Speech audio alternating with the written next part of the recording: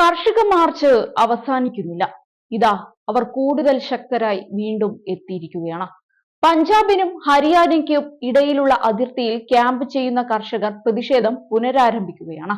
March 10 ഉച്ചയ്ക്ക് 12 മുതൽ 4 വരെ രാജ്യവ്യാപകമായി തീവണ്ടി തടയൽ സമരം നടത്തിയാണ് പ്രതിഷേധം പുനരാരംഭിക്കുക എന്ന് കർഷക നേതാക്കളായ സർവാൻ സിംഗ് പന്തേറും ജഗ്ജിത് സിംഗ് ഖല്ലേവാളും പ്രഖ്യാപിച്ചു.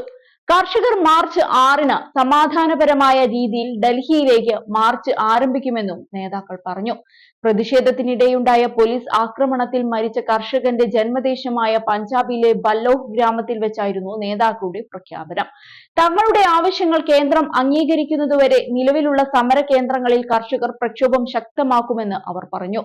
ട്രാക്ടർ ട്രോളിയിൽ എത്താൻ കഴിയാത്ത വിദൂര സംസ്ഥാനങ്ങളിൽ നിന്നുള്ള കർഷകർ ട്രെയിനുകളിലും മറ്റ് ഗതാഗത മാർഗങ്ങളിലും ഡൽഹിയിലേക്ക് പോകണം. ട്രാക്ടർ ട്രോളികളില്ലാതെ പോകുന്ന കർഷകരെ പ്രവേശിപ്പിക്കാൻ സർക്കാർ അനുവദിക്കുന്നുണ്ടോ എന്നതും അതോടെ വ്യക്തമാകും. ആവശ്യങ്ങൾ നിറവേറ്റുന്നതുവരെ തങ്ങളുടെ പ്രക്ഷോഭം തുടരുമെന്ന് പന്തേർ പറഞ്ഞു. പഞ്ചാബിലെ പഞ്ചായത്തുകളും കർഷകരുടെ ആവശ്യങ്ങളെ പിന്തുണച്ച് പ്രമേയം പാസാക്കണമെന്നും തങ്ങളുടെ ഡൽഹി ചലോ മാർച്ച് തടയാൻ കേന്ദ്രം എല്ലാ തന്ത്രങ്ങളും ഉപയോഗിക്കുകയാണെന്നും അദ്ദേഹം തുറന്നടിച്ചു. നിലവിലെ പ്രക്ഷോഭം പഞ്ചാബിൽ മാത്രമായി പരിമിതപ്പെടുത്തിയിരിക്കുന്നുവെന്നും പോരാട്ടം നയിക്കുന്നത് 2 വേദികളാണെന്നുമുള്ള ധാരണ വളർത്തിയെടുക്കാനാണ് കേന്ദ്രം ശ്രമിക്കുന്നത്. പക്ഷേ രാജ്യത്തെ 200-ലധികം സംഘടനകൾ 2 ഫോറങ്ങളുടെ ഭാഗമാണെന്ന് ഞങ്ങൾ വ്യക്തമാക്കാൻ ആഗ്രഹിക്കുന്നു. തെരഞ്ഞെടുപ്പിന്റെ മാതൃകാ പെരുമാറ്റച്ചട്ടം നിലവിൽ വരുമ്പോൾ പ്രക്ഷോഭം ഇല്ലാതാകുമെന്ന ധാരണ ശരിയല്ല. തങ്ങളുടെ അവകാശങ്ങൾക്കായി പോരാടുന്നത് തുടരുമെന്നും കർഷക നേതാവ് പറഞ്ഞു.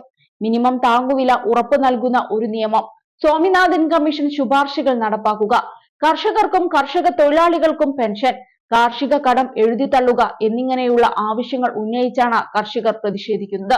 പ്രക്ഷോഭം സുരക്ഷാസേന തടഞ്ഞതിനെ തുടർന്ന് പഞ്ചാബിനും ഹരിയാനയ്ക്കും ഇടയിലുള്ള ശംഭു ഖനൌരി അതിർത്തി പോയിന്റുകളിൽ പ്രതിഷേധിച്ച കർഷകർ തങ്ങുകയാണ്. ആവശ്യങ്ങൾ അംഗീകരിക്കാൻ കേന്ദ്ര സർക്കാർ തയ്യാറാകാത്ത പക്ഷം സമരമുറകൾ കടുപ്പിക്കുമെന്നും അവർ കൂട്ടിച്ചേർത്തു. സർക്കാർ അംഗീകരിക്കുന്നതുവരെ സമരം തുടരാനാണ് തീരുമാനമെന്നും കർഷകർ അറിയിച്ചിട്ടുണ്ട്. 2020 സെപ്റ്റംബറിൽ ഇന്ത്യൻ പാർലമെന്റ് പാസാക്കിയ 3 കാർഷിക നിയമങ്ങൾക്കെതിരായ നിരന്തര പ്രതിഷേധമാണ് 2020-ലെ ഇന്ത്യൻ കർഷകരുടെ പ്രതിഷേധം. പല കർഷക യൂണിയനുകളും ഈ നടപടികളെ കർഷക വിരുദ്ധ നിയമങ്ങൾ എന്ന് വിശേഷിപ്പിച്ചിട്ടുണ്ട്. ഇത് കർഷകരെ കോർപ്പറേറ്റുകളുടെ കാരുണ്യത്തിൽ ഉപേക്ഷിക്കുമെന്ന് പ്രതിപക്ഷത്തിൽ നിന്നുള്ള രാഷ്ട്രീയക്കാരും പറയുന്നു.